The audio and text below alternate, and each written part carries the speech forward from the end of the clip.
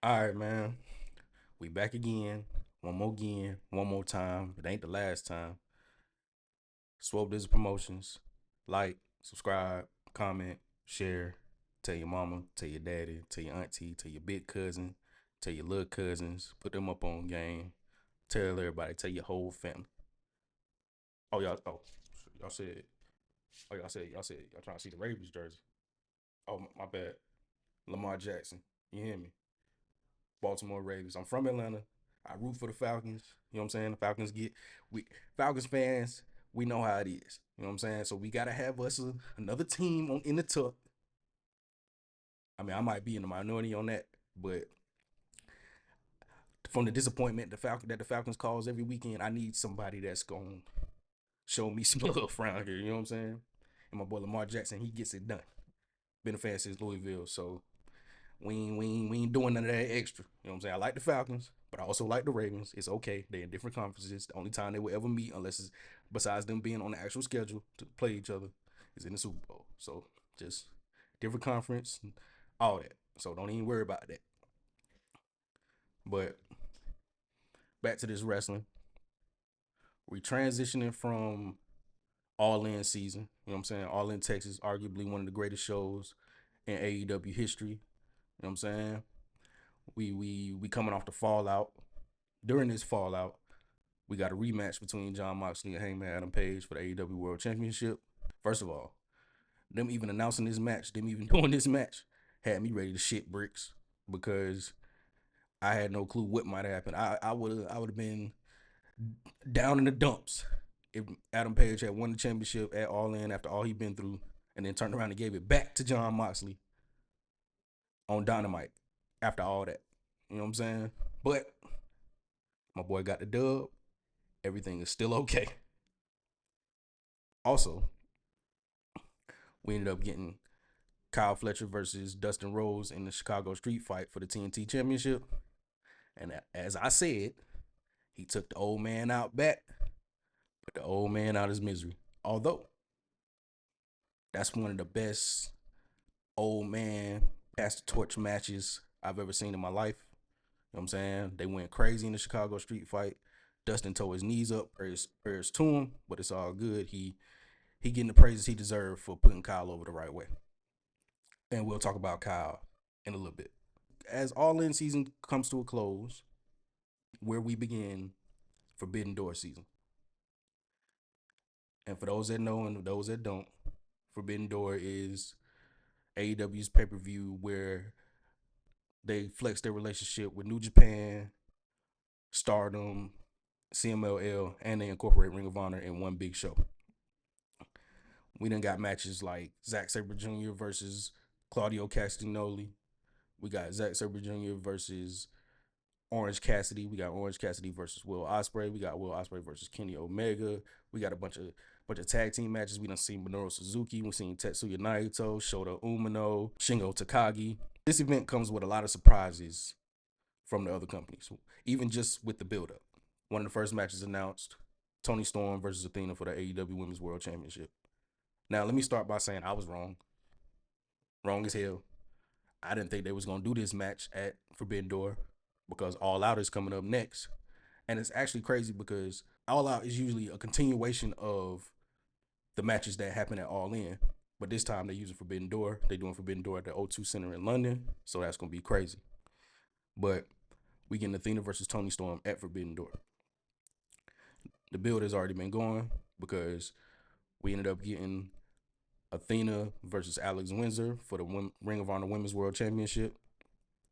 And then Toni showed up for that. The next week, we ended up getting Athena and Billy Starks versus Toni and Alex Windsor. Boom, boom, boom. They doing a little cross build because Alex Windsor herself was already qualified for a women's four-way for Mercedes TBS Championship.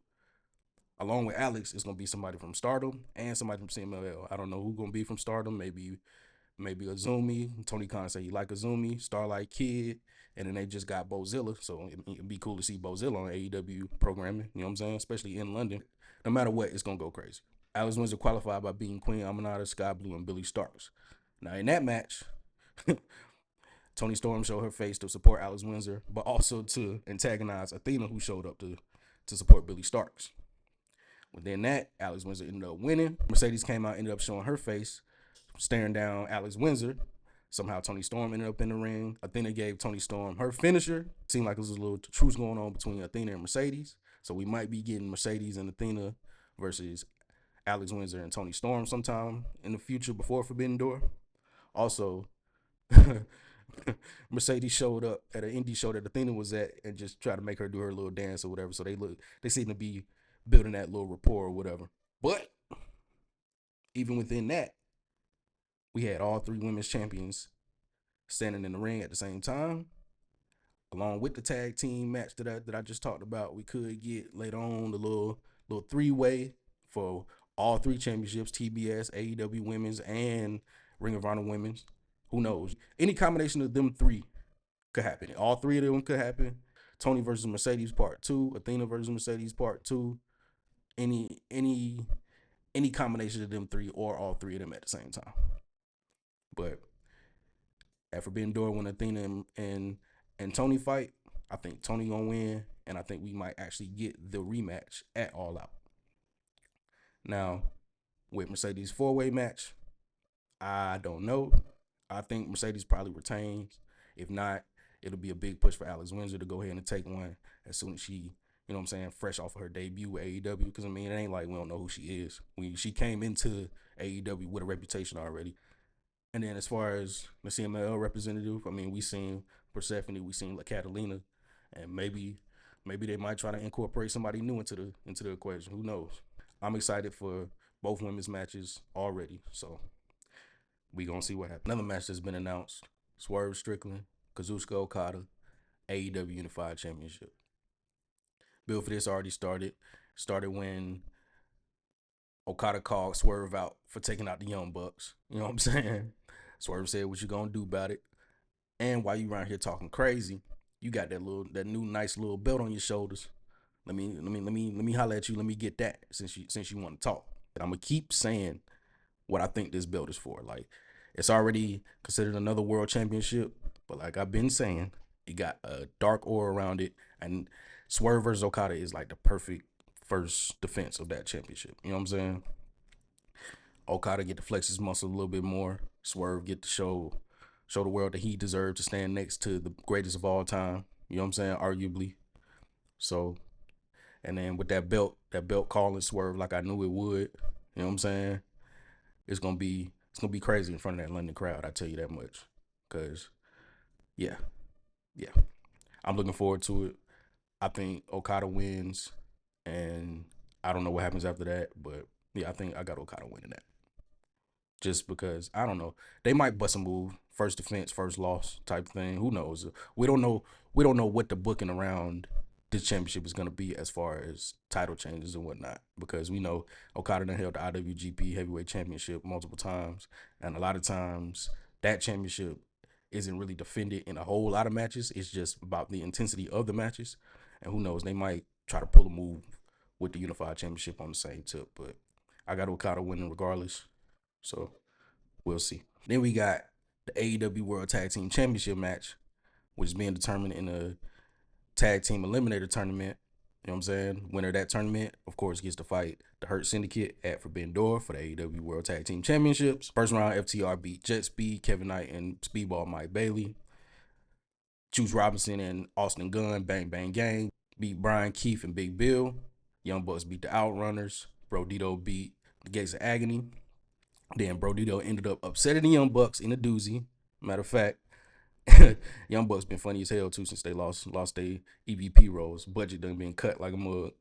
They done reduced them boys back to their TNA names, Max and Jeremy. You know what I'm saying? Generation B and shit. Funny as hell. No music, no nothing. Just a drawn out screen, all that type of stuff. One little firework for their pyro and all that. Little smoke, little smoke bang. You know what I'm saying? They getting the budget all the way cut. And then, of course, FTR ended up beating the Bang Bang Gang, Austin Gunn, and Juice Robinson. So now it's going to be Brodito versus FTR. Winner goes to fight the Hurt Syndicate for the AEW World Tag Team Championships at Forbidden Door. Now, Of course, there's two ways they can do this. I think Brodito is one of the best big man, little man tag teams we've seen in some years. Could arguably be the greatest of all time. Who knows? I mean, they just look the best together to me. Like they just look the coolest. You know what I'm saying? We done had RVD and Kane, all types of Jericho and shit. A couple teams like that, but none of them look as cool as Brody King and Bandito.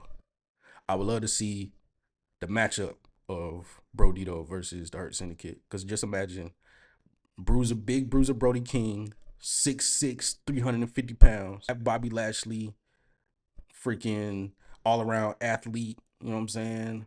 All in the army amateur wrestler. You know what I'm saying? Imagine them two matched up together, just hard hitting. Then you got Shelton Benjamin and Bandito, just two super athletic guys. You know what I'm saying? Two super strong but athletic guys going at it. You know what I'm saying? Flipping and dipping, rolling around. You know what I'm saying? Smacking each other, doing whatever. Just it'll be a good time. But then you got FTR, just two bruisers. You know what I'm saying? Versus the Hurt Syndicate. It'll be two bruisers against. So I mean, Shelton can be a bruiser too. So it'd be bruisers versus bruisers plus the athleticism of Shelton Benjamin and the athleticism that comes with Bobby Lashley. So I don't know how it goes.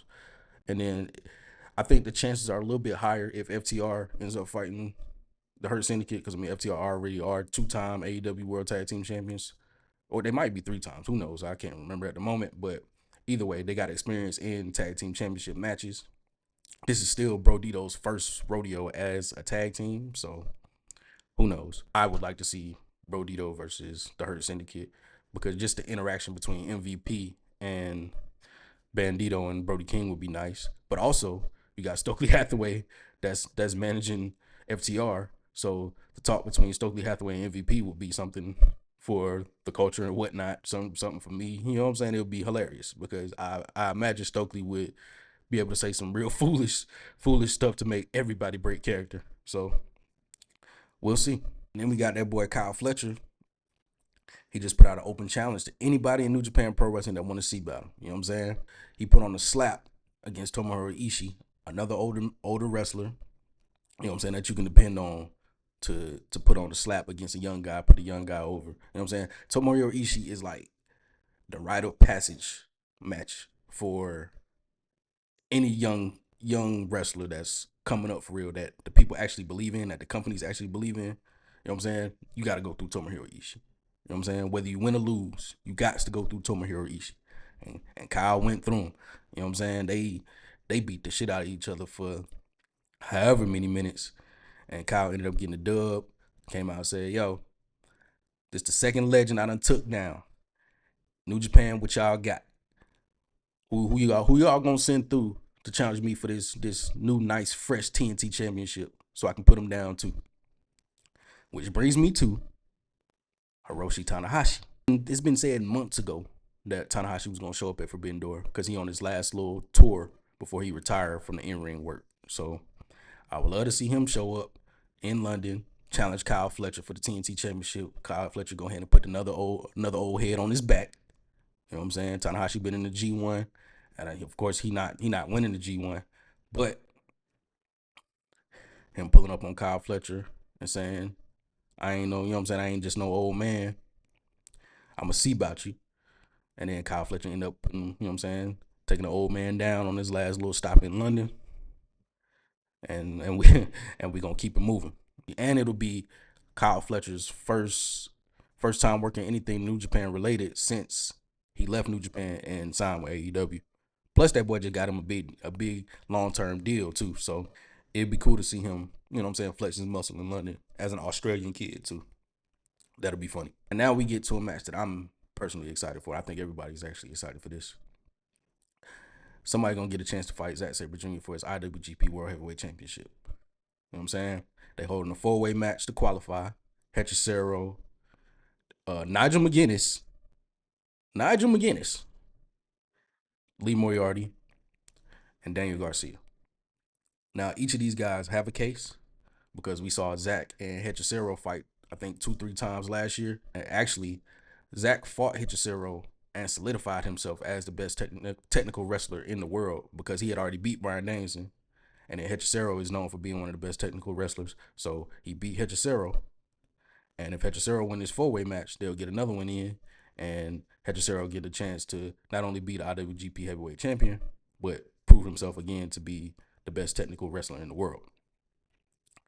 Then we got Lee Moriarty, who just been on a tear as the greatest Ring of Honor pure champion of all time. He actually beat Nigel McGuinness at Final Battle in a slap. You know what I'm saying?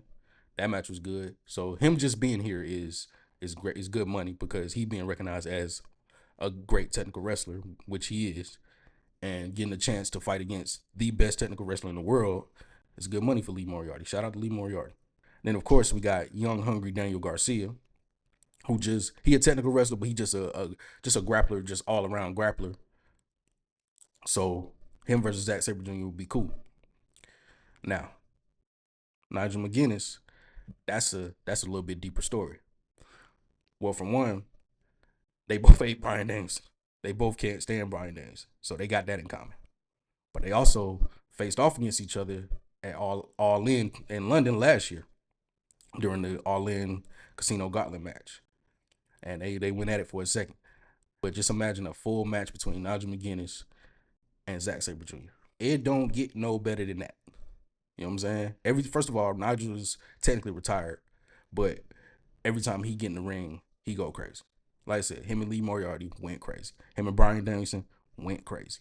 So him fighting Zack Sabre Jr. would just be another one. And then, like I said, again, in London, in front of that crowd, it's gonna be explosive. I got Zack Sabre Jr. winning, regardless of who qualifies. You know what I'm saying? He ain't about to lose in London. Definitely not the IWGP Championship. He not losing that in London. Not to somebody from AEW. I don't think so. But I want to see Zack Sabre Jr. versus Nigel McGuinness.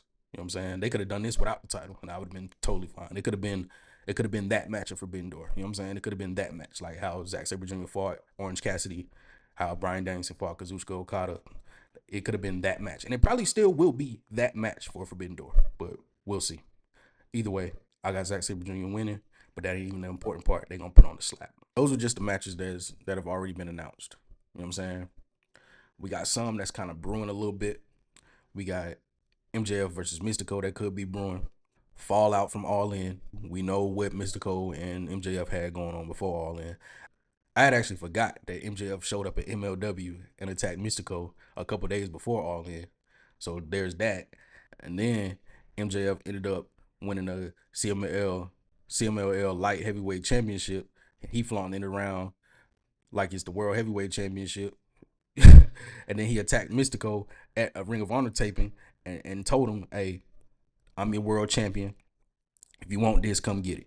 Now, Mystico is part of the Sky Team, who are the CMLL Trios champions, along with Mascara Dorada and Neon. So we may or may not get a little trios match between the Sky Team and MJF and two guys that he might choose. I don't know. He cool with Alex Hammerstone, so maybe Alex Hammerstone. Who knows? Who knows? But we should get Mystico versus MJF for that light heavyweight championship at Forbidden Door. I don't know if they're gonna make it official or not, but I mean it makes sense. And if they do, I got Mystico winning. Go ahead and take that light heavyweight championship back to Mexico. Then we got Darby Allin versus Jon Moxley. That's all but official. You know what I'm saying? Of course, we know Darby Allin showed up at All In, helped Hangman Adam Page beat Jon Moxley. He cut the promo from Mount Everest and came down like his Uncle Sting. Like, what's happening? I'm back. You know what I'm saying? And then during the rematch between Jon Moxley and Adam Page, he showed up and took Death Riders out, took out Claude and Wheeler Yuta. You know what I'm saying? This past Dynamite, while Jon Moxley fighting Speedball Mike Bailey, this man, Darby Allin, then kidnapped Wheeler Yuta, put him in a body bag, stapled Forbidden Door on his forehead. They found him in the body bag, like, oh shit, what the hell? And all Darby Allin ain't said but 2 words this whole time. I don't even remember what he said. He said about 2 words since he been back. But he like, Jon Moxley, me and you, Forbidden Door, let's do it. Now I think the move should be give us like a double count out or something, and then we go stipulation at All Out. You know what I'm saying? Double count out and maybe go, I don't know, falls count anywhere, no holds barred, whatever, however you want to do it.